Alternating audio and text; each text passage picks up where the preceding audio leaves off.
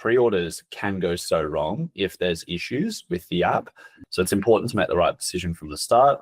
I would strongly suggest using STOQ for that reason. What we created is really a world first for a swim shirt. Ultimately, if you go and try and find a swim shirt, you really don't actually find that many options. What really exists is rash vests and rash guards, or rashies as we call them in Australia. Mm-hmm. And their primary purpose was to stop you getting wax rashes on your chest when you lie on a surfboard. So it's sportswear.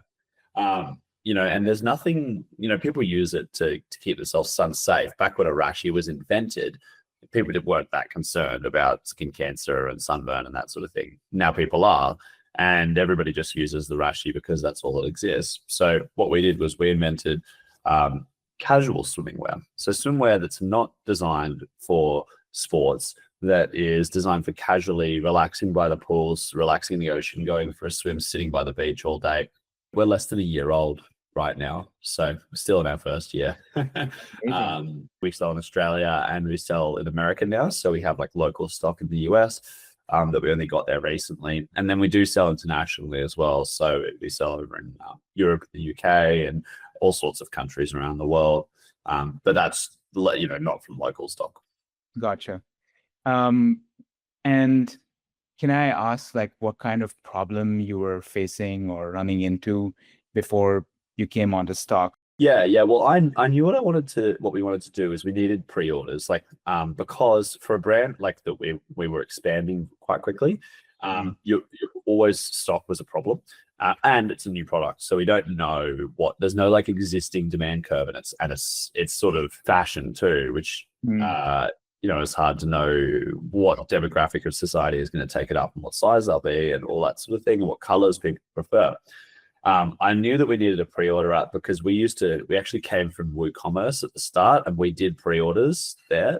WooCommerce was pretty flexible with we could code our own stuff in. It was also very hard to set it all up, but we could do it because it was just super flexible. Shopify is it just doesn't have a pre-order feature, really. You can sell when you're out of stock, but it doesn't do all the necessary things I want to sell X amount only, I don't want to outsell the stock that's coming up, that I've got coming in, and a whole host of other things. And also Shopify didn't have different, we needed different stock availability for different countries. That was probably the really big thing. And also big one was that we had all of our stock moving to America, and we were in a unique position where we were able before that to sell to America from Australia. But because of politics, they were removing the ability for other countries to sell small value items, under $100 into America with that de minimis ruling, which meant that, whilst that actually didn't, I'm pretty sure it's still not in, even though they say it's in place, I'm pretty sure it's still not, because everyone just no one ever gets tariffs in America when shipped through the post. Well, we couldn't really take the risk. So we said, well, we have to stop selling from Australia to the US whilst our stock's on the way over. And we just have to, we have to take pre-orders, because if we don't, you just miss out on all of the, we're a summer product. Summer's burning through. We had to, do pre-orders. And we knew that was going to work, but we just had to get onto that, which we did using STOQ. That's awesome. I like clean. I know this sounds really it shouldn't be that important, but I really like clean user interface. I think the cleaner it looks, the better it feels to use, and the more I feel it's going to work. And I liked the user interface personally. I thought that was quite clean in there. It looked good. It was nice. And then secondly was working with Tux was he was like, it'll tick the box of multi market stock management. And honestly, that is such a huge thing. I reckon there would be so many brands out there that need that would just be going which pre-order app actually has that? You guys are pretty sure the only ones that actually do it properly. And there were a few concessions to be made there, but probably the next thing we noticed was that you guys were really responsive, and you just built those features in and worked on it straight away. What did you think of the pricing, and has it been very effective for you in terms of ROI? I can't even remember what you guys charge. I think it's a couple of cents per order after a certain level, and that's what we were paying.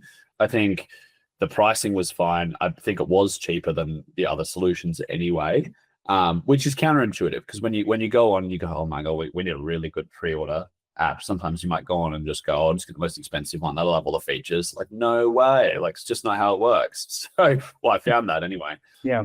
It seemed like from the start, markets was, or selling internationally was very important. Can I ask more about like why that is the case for you, and like why you ended up like narrowing down on having market support like to be a very important part of your business? We were already selling a lot, and we would do a lot of pre-order in Australia, and that was before sort of Shopify. So that, you know, we had our way of dealing with that. Then it was like, okay, we definitely need it for Australia, but we're coming into winter, so you know, people aren't buying swimwear as much in winter.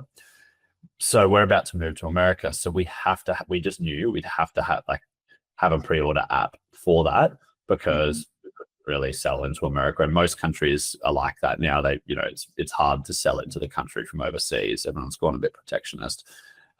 So if you're ever planning on expanding internationally, you have to have one that has the market support. I think it's like the most vital feature that you don't know you need until the day you need it, and then you're like, oh, wow, actually this is, and it complicates things. Like it's like having 5, you know, like different pre-order policies for different countries. You have to, because you probably sell different items in different countries. It's like Shopify markets being developed for Shopify. Like I imagine it's probably the most complicated thing to develop ever, but you know, so that's why it's important to do it well. And obviously pre-orders can be a big problem if you do them wrong. You know, because you've got 1,000 or whatever, 100 orders that are not being put on hold and have been released, and someone's trying to fulfill them somewhere, but the stock doesn't exist in that country, and you've got support tickets because you sold items that didn't exist, and you know, like you can create such a headache if it's not done right. So for us, we had a very specific use case for it, but for any brand that's expanding and ever thinks they might go internationally, you know, they're silly not to use a pre-order strategy for before their stock gets there, because you know it will be a positive return investment, and it's a good way to test the market too.